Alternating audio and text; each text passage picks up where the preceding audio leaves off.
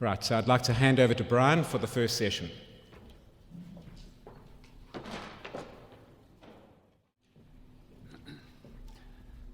Okay, good afternoon, everybody, and welcome to the bush. So we're kicking off with the trauma symposium, and sorry, that's midway through. Can you go to the beginning of the presentation, please? Title slide. So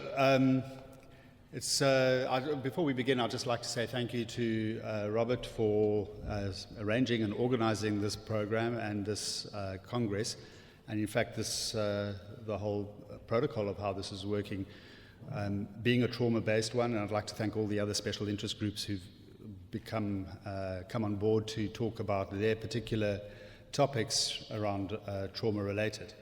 And I'm going to start the program off this afternoon talking about early trauma care or total trauma care and how it has evolved over the last couple of years, couple of decades, and where we are right now, really to just try and put some science behind how we should manage the victims of a polytrauma event.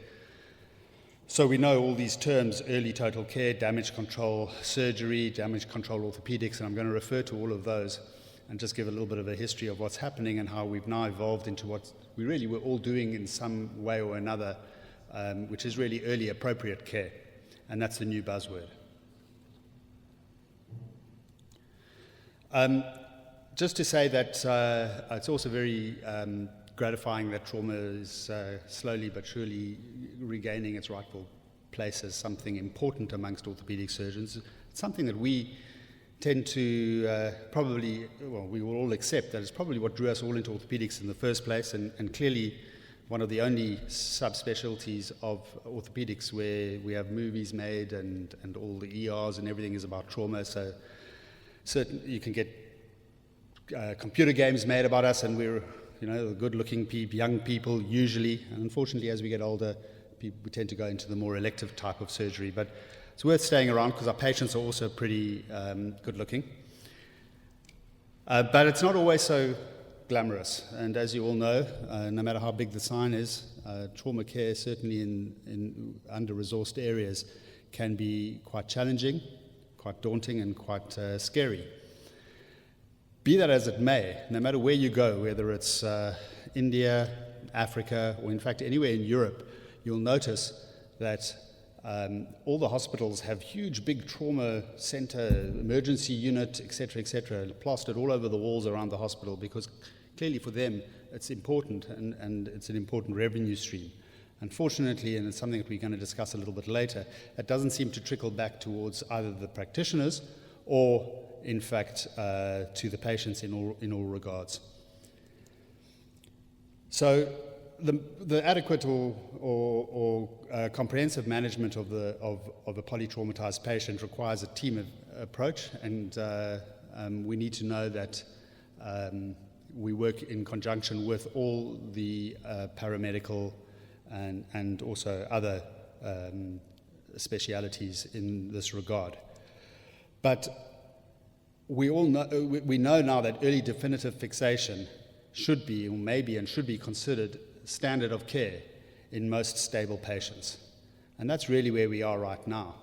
However, historically, this wasn't always the case. So in the 60s and the 70s, lots of patients were treated purely in traction, sometimes to completion. So there was no fixation or there was delayed fixation. And in the 70s and 80s, papers coming up by Bone, Border, Hansen, Johnson, they told us that fixation provides pain relief, improved ventilation and oxygenation, less recumbency, and improved mobility. So we moved towards fixation, early fixation of all our patients. And they've got these studies which show that delay in multiple trauma patient surgery is associated with more ARDS, pneumonia, pulmonary embolus, a greater length of stay, greater ICU stay, and significantly increased costs. So early total care was advocated in that era, where we stabilized all the fractures, and this was definitive stabilization, not provisional. So there's the pendulum swinging from traction and splints up to early total care. However, it wasn't a panacea. And Pape brought this paper out. He published it in the early 90s. And he said that if you have severe chest trauma, you had a very high rate of ARDS and a significant mortality if you went on to early fixation. But have a look, they're specifically talking about primary intermedullary nailing here in the long bones. So he told us, back off, and we started looking at using unream nails and all sorts of ways of trying to mitigate against this problem. And they also told us that severe chest trauma, severe chest trauma had the highest ARDS rate of all, and this mortality. So, but we started looking at some of these figures and saying, well, is this absolutely correct? And what does it mean? So I'm going to go back now to damage control. We all heard about damage control surgery, but the origin of damage control actually came from a naval thing. This is the USS Midway, the largest boat afloat just after the Second World War. And it had 17,050 compartments that were all sealable, and there was a damage control man assigned to each compartment to try and seal it off if there was a damage to that particular compartment. And the theory was that the boat would carry on floating until it could get to repair. And this worked well for the US, and they run it. This is a routine. They have these compartments on all their boats now, and damage control men are part and parcel of their crew.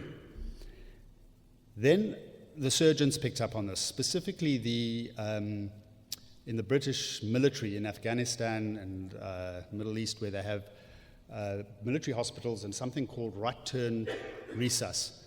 And what that implies is that apparently when you walk into a British military hospital in Afghanistan and go to the turn right, you end up in the operating theatre immediately. And they would bring their major bomb blast victims in through the front door, turn right into the operating theatre, and that's where they did their resuscitation. And it was high volume fluids, blood transfusions, etc., etc. And right turn resus also included this damage control surgery, which was initial control of the bleeding with intraperitoneal packing, etc., etc. And they found that there was much better survival rates using this. And that got picked up by the orthopaedic community a few years later, and by the year 2000, damage control orthopedics was being advocated. And using Pape's figures, we were saying, well, we can actually provisionally stabilize with little OR time and little bleeding and insult, wait for the patient to stabilize up to 5 days, and avoid the second hit, and go back and do your provisional fixation afterwards. So we improved the physiology with little negative effect to the patient, apparently. So this is what we all believed. There was this systemic inflammatory response line that if your inflammatory markers crossed over, you would actually go into SIRS and multi-organ dysfunction, etc. So if you look at this graph, you can see that there's initial surgery on the left, initial injury on the left, and then if you wait and did delayed definitive care, you wouldn't cross the threshold of SIRS, but if you did your early definitive care, you could cross that threshold and cause more problems. So what to do in the interim? Well, that's when we did our damage control. And I remember that was kind of almost dogma. But we started seeing a lot of people saying, well, all long bones should be stabilized early because they're difficult to manage. And so we would do something in between in most cases. And I think if we're all honest with ourselves, we all did damage control sometimes and early total care sometimes, and something in between some of the time as well, often with communication with our anaesthetists, etc., but not really knowing what the science is. So this pendulum has gone from traction to early total care. It's gone back now to damage control orthopedics. Another thing that we noticed was, that we need to note is that all this literature was really focused on femur fractures. So we weren't really looking at all polytrauma injuries. And so our data was probably a little bit flawed. There were a lot of unresolved issues. What about spine, pelvis, and acetabulum? And what about any fracture that's not amenable to external fixation? What are those parameters that we need to concern about? When do we use damage control? What actually should we look at in the blood, in the systemic pathway, inflammatory pathway markers? And how can we predict which injury types we need to use damage control surgery, and when is it cost effective? So these questions were being asked.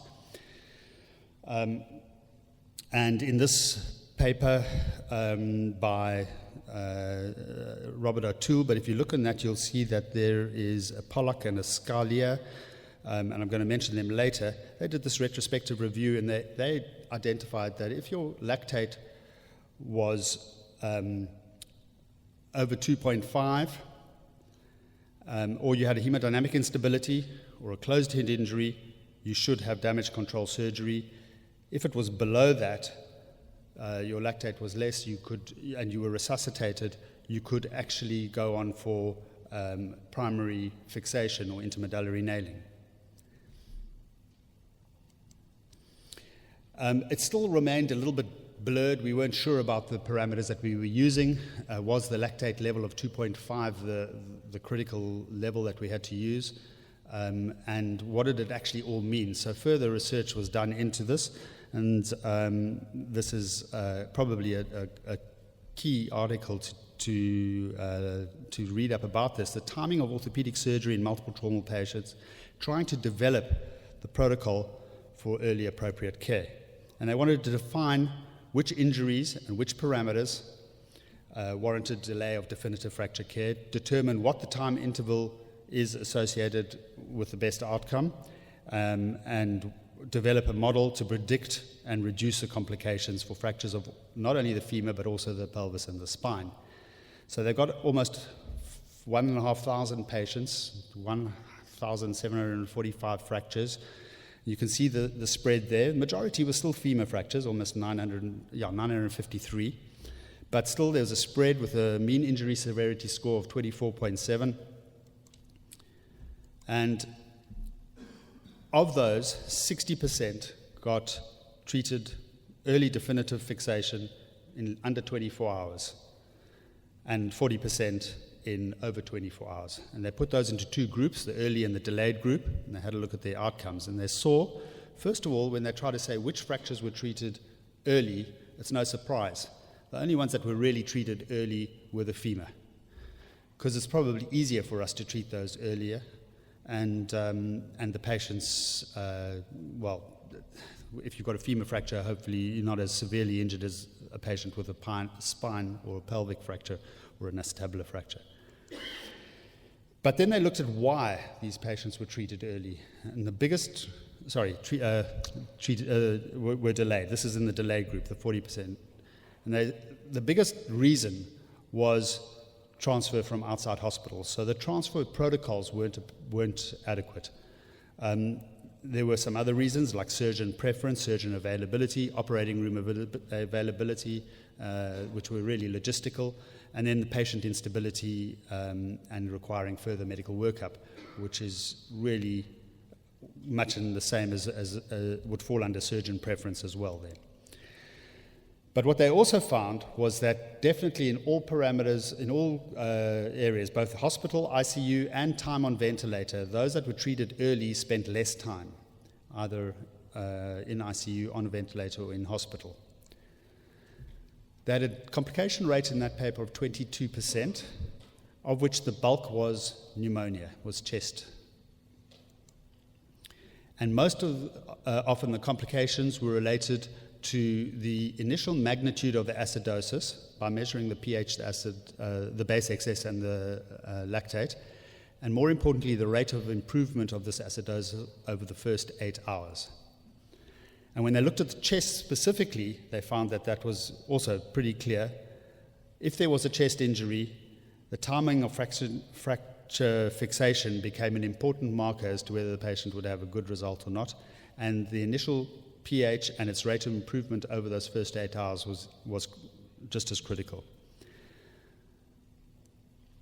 And of the acidosis, the most specific marker for this acidosis that was going to be helpful was the lactate. Again, presence of chest injury and timing of definitive factor was important, but all those others at the bottom were less important in their predictive model. So they tell us now that the goal pH is 7.25 or more. The goal-based deficit is 5.5 or less, and the goal lactate has gone up from 2.5, from being less than 2.5 to being less than 4. And if you got those parameters sorted out, you'd keep your complication rate below 20%. And in fact, they looked at 4 different groups. If the patient had no chest injury, a lactate of less than 4, and were fixed early, they had a 3.6% probability of developing pneumonia, which was the most common complication. If they had a severe chest injury, but the resuscitation managed to get the lactate down to less than 4 and they got fixed early, it only went up to 13%. If they had a severe chest injury, a lactate less than 4, but they had delayed fixation, it jumped up another 10% to 23%. And if they had severe chest injury, a lactate more than 4, and they had delayed fixation, in other words, they were under-resuscitated and then there was delayed fixation, they had the worst complication rate of 42% with regards to pneumonia. So what they said to us is that severe chest injury is associated with complications, and that got worsened by delayed fixation. So whilst fixation can control bleeding, it can also cause bleeding and cause complications. And so we need to be a little bit cautious about the previous literature that we've always been reading. They also said that unstable spine and pelvic fractures have similar effect on the patient as femur fractures, so we need to probably treat them in a similar way. Their conclusions in that paper was that acidosis is predictive of complications. Early skeletal stability is important, either provisionally or definitively, but early definitive fixation when the patient is adequately resuscitated is probably the best way to go. So we have swung our pendulum further back to early appropriate, what we're now calling early appropriate care. And this is really the take-home message of that study. Definitive fixation of the femur, pelvis, acetabulum, and spine within 36 hours if the lactate is less than 4, or the base deficit less than 5.5, or the pH more than 7.25, and the patient is responding to resuscitation. So that was 2013. Haven't got any update to prove that this is the way to go, and this is hot off the press.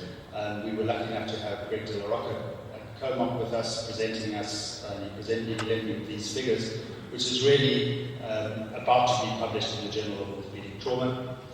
There are 355 patients, mean injury score of 26.9, with injuries as to other systems as mentioned there. All of these patients were aggressively resuscitated and met the resuscitation criteria within 36 hours of injury, and 80% of them were treated definitively in that 36 hours.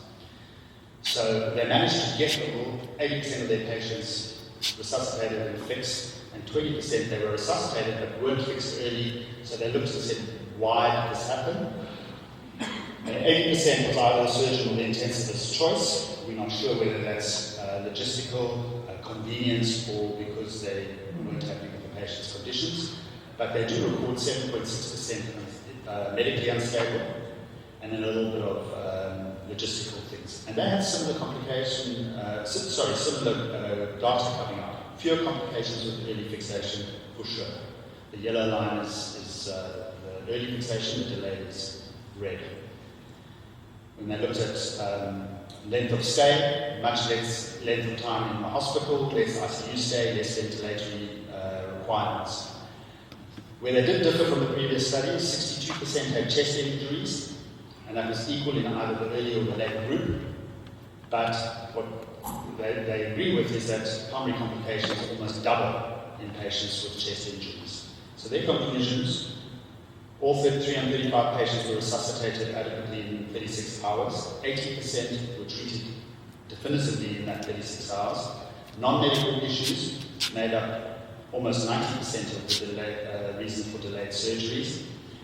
Complications were almost twice as common and length of stay almost twice as long when there was delayed surgery.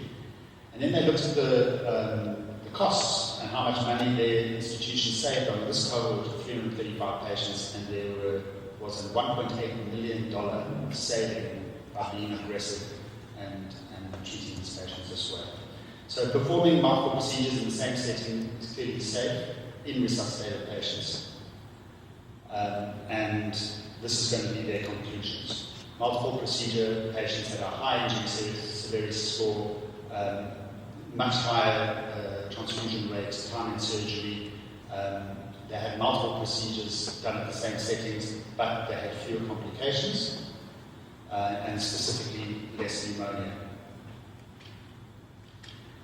So, really, what are we going to take home from this? This early appropriate care is the new buzzword. Definitive fixation should occur when the patients are adequately resuscitated. We should resuscitate aggressively with massive transfusion protocols if necessary. Our lactate cutoff has now gone up from 2.5 to 4. Chest injury remains a problem, and I think we've got to be vigilant with patients with chest injury. But the early appropriate care protocol will rely on a team-based care, and we can use simple parameters such as the lactate, because this has universal application to all our patients. Thank you very much.